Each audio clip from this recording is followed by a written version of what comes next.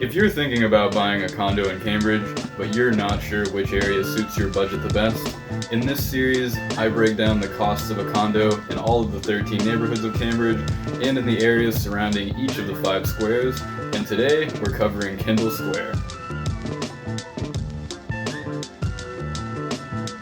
With its close proximity to MIT and easy access to Boston, Kendall Square is one of the most popular squares to buy a condo in all of the city of Cambridge, and in terms of condo price, it even rivals Harvard Square.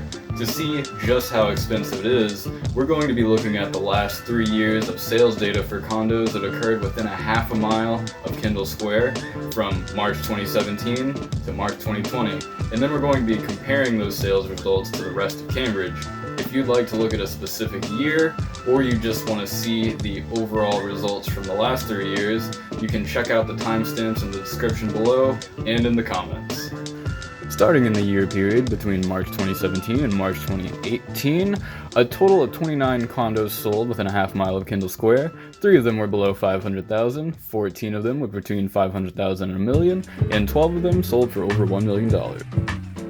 That same year, the median condo price was $942,000, which was 24% more than Cambridge overall. The average price for a condo was $1.2 million, which was 39% more than Cambridge overall. The median price per square foot was $875, which was 19% more than Cambridge overall, and the average price per square foot was $906, which was 20% more than Cambridge overall. The following year, in the period between March 2018 and March 2019, a total of 23 condos sold within a half mile of Kendall Square. None of them were below $500,000, 10 of them were between $500,000 and $1 million, and 13 of them sold for over $1 million. That same year, the median price for a condo went up to $1 million, which was 41% more than Cambridge overall. The average price stayed the same at $1.2 million, which was 26% more than Cambridge overall that year.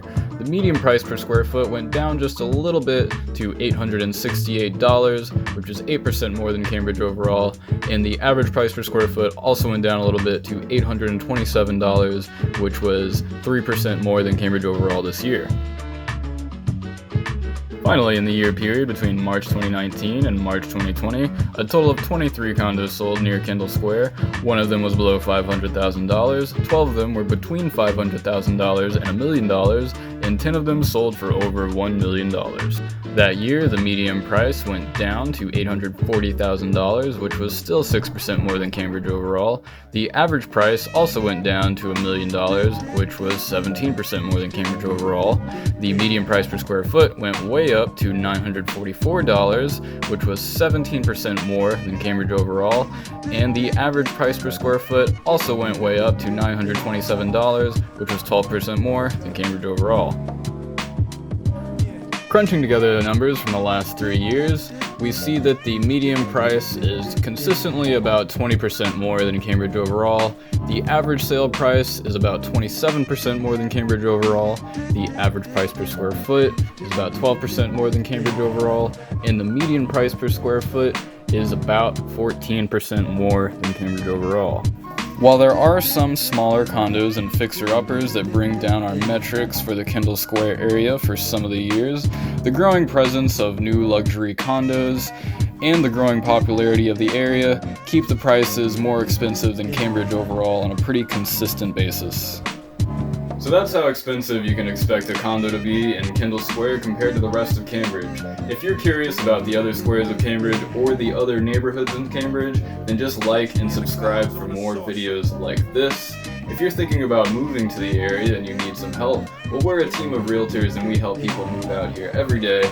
So feel free to call, text, or email us to get some help on your move. Otherwise, have a great rest of your day. Bye. Take 3. Number 2? Alright, number 2. We call the other one number 2. Alright, number 2 takes 3.